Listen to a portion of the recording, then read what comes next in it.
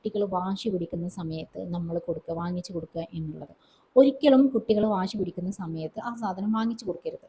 പിന്നീട് നിങ്ങൾ വാങ്ങിച്ചു കൊടുത്തോളൂ. നമ്മൾ ചെറുപ്പം മുതലേ കുട്ടികൾ ഇന്നത് വേണം എന്ന് പറയുമ്പോൾ നമ്മൾ അതങ്ങട് വാങ്ങിച്ചു കൊടുക്കും. പല പാരൻസും പറയുന്ന ഒരു കാര്യമാണ്, ഞാൻ ചെറുപ്പത്തിൽ ഇതൊന്നും അനുഭവിച്ചിട്ടില്ല, അപ്പം എൻ്റെ കുട്ടി ഒരു ബുദ്ധിമുട്ടും കൂടാതെ വളരണം എന്ന് പറഞ്ഞ് അവർക്ക് പറ്റുന്നില്ലെങ്കിൽ പോലും അവരെന്ത് ചെയ്യാണ്, മാക്സിമം അവർ അവിടുന്ന് ഇവിടുന്ന് കടം വാങ്ങിച്ചിട്ടെങ്കിലും കുട്ടികളെ ആവശ്യങ്ങൾ നിറവേറ്റി കൊടുക്കുകയാണ്. അപ്പോൾ ഈ കുട്ടികൾക്ക് അറിയില്ല എൻ്റെ പാരൻറ്റ് ഇത് എനിക്ക് വാങ്ങിച്ചു തരാൻ ഇതിനുള്ള കഴിവുണ്ടോ ഇല്ലേ, അല്ലെങ്കിൽ പാരൻസിന് ഇതിന് മാത്രമുള്ള സാമ്പത്തിക ശേഷി ഉണ്ടോ എന്നൊന്നും കുട്ടികൾക്ക് അറിയേണ്ട ആവശ്യമില്ല. അവരത് അറിയണില്ല, അത് അവരെ അറിയിക്കുന്നില്ല എന്നുള്ളതാണ് സത്യം. അപ്പം ഇങ്ങനെ നിങ്ങൾ കുട്ടികൾക്ക് അവരെ ആവശ്യങ്ങൾ അവരെ ഒന്നും അറിയിക്കാതെ നിങ്ങൾ വളർത്തുമ്പോൾ ഇതിൻ്റെ കൂടെ അവരെ ആവശ്യങ്ങളും കൂടി വരും. അപ്പോൾ അവർക്ക് കുറച്ച് വലുതാകുമ്പോൾ അവരെ ആവശ്യങ്ങൾ നിറവേറുന്നില്ല, അതല്ലെങ്കിൽ അവർ ആവശ്യപ്പെട്ട സാധനം കിട്ടുന്നില്ല എന്ന് തോന്നുമ്പോൾ അവർ വയലൻ്റ് ആവാൻ തുടങ്ങും. അപ്പോൾ തീർച്ചയായിട്ടും പാരൻസിനെ അവർ ഉപദ്രവിക്കാൻ തുടങ്ങും. ഇന്നത്തെ ഈ ഒരു ജനറേഷൻ അവർ കണ്ടുകൊണ്ടിരിക്കുന്നത് സോഷ്യൽ മീഡിയയിൽ നിന്നാണെന്നുണ്ടെങ്കിലും, ഞാൻ പറഞ്ഞല്ലോ സിനിമകളിൽ നിന്നാണെന്നുണ്ടെങ്കിലും ഒക്കെ ഇത്തരം മെസ്സേജുകളാണ് അവർക്ക് കിട്ടുന്നത്. സ്നേഹം എന്താണ് എന്നുള്ളത് അവരറിയുന്നില്ല എന്നുള്ളതാണ് സത്യം. അപ്പോൾ അങ്ങനെയുള്ള ഒരു കാലഘട്ടത്തിലാണ് മക്കൾ ജീവിക്കുന്നത്. അപ്പോൾ ഇതിനുള്ളൊരു സൊല്യൂഷൻ എന്താണെന്ന് വെച്ച് കഴിഞ്ഞാൽ തീർച്ചയായിട്ടും നിങ്ങളെ വരുമാനം അല്ലെങ്കിൽ നിങ്ങളെ പ്രയാസങ്ങൾ നിങ്ങളതിനനുസരിച്ചിട്ട് വേണം കുട്ടികളെ വളർത്താൻ. അത് കുട്ടികളെ അറിയിച്ചേ പറ്റുള്ളൂ.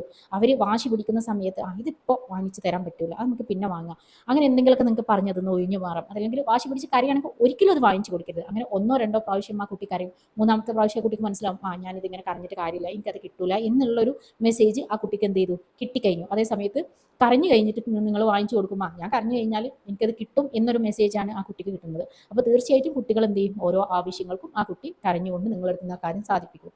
അപ്പോൾ ആ കുട്ടിൻ്റെ ആവശ്യങ്ങളും വളരും തോറും ആവശ്യങ്ങൾ കൂടി വരികയാണ് ചെയ്യുന്നത്.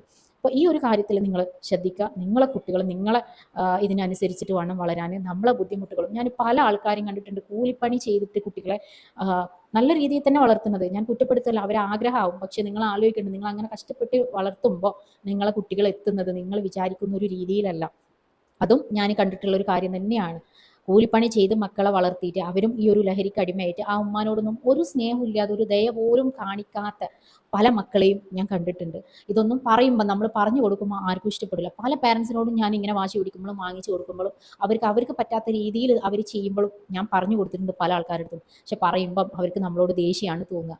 പിന്നീട് അവർ ആ ഒരു ബുദ്ധിമുട്ട് വരുമ്പോൾ നമ്മളടുത്ത് തന്നെ തിരിച്ച് പറഞ്ഞിട്ടുണ്ട്, അന്ന് നിങ്ങൾ പറഞ്ഞതനുസരിച്ചാൽ മതിയായിരുന്നു, നിങ്ങൾ പറഞ്ഞത് ശരിയാണ് എന്ന് പറഞ്ഞു വന്ന ആളുകളുണ്ട്. ഞാൻ പറഞ്ഞല്ലോ, ഇതൊന്നും നമ്മൾ പറയുമ്പോൾ നിങ്ങൾക്ക് മനസ്സിലാവില്ല. ഇത് സീരിയസ് ആയിട്ട് എടുക്കുക. നിങ്ങളെ മക്കളെ നിങ്ങൾ സ്നേഹിക്കേണ്ടത് ഒരുപാട് സാധനങ്ങൾ വാങ്ങിച്ചു കൊടുത്തിട്ടും അവരെ വാശി നിറവേറ്റിയിട്ടും അല്ല. മക്കളോട് സ്നേഹം ഉണ്ടെന്നുണ്ടെങ്കിൽ നമ്മൾ ശാസിക്കേണ്ട സ്ഥലത്ത് ശാസിക്കുക വേണം, ശിക്ഷിക്കേണ്ട സ്ഥലത്ത് ശിക്ഷിക്കണം, അടി കൊടുക്കേണ്ട സ്ഥലത്ത് അടി കൊടുക്കുക വേണം.